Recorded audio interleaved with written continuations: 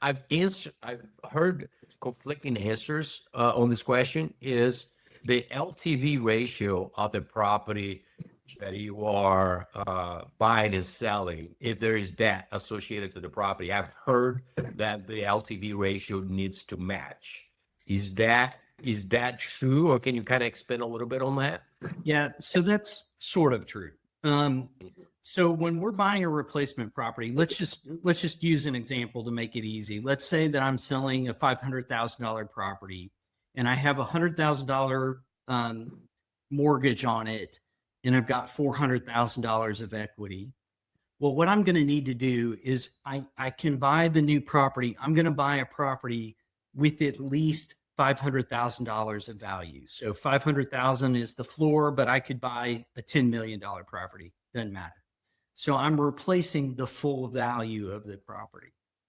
Then what I'm going to do is I'm going to replace the equity in the property. And so the way I'm going to replace the equity is I'm going to take all of my net sales proceeds and I'm going to roll them over into the new property, right? So I'm fully replacing that 400,000 of equity.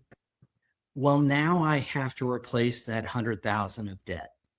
And so I can do that in one of three ways. Number one, I can take out a mortgage, right? And so that's a really easy debt replacement. The second thing I could do is I actually could bring cash to the table, and I could replace the debt by putting more cash into the deal. The third is I could have the seller finance it for me, right? So that last little piece. So the debt technically has to be replaced, but there's more options to replace the debt than just getting like our traditional lender to necessarily do it. So you do have some more options.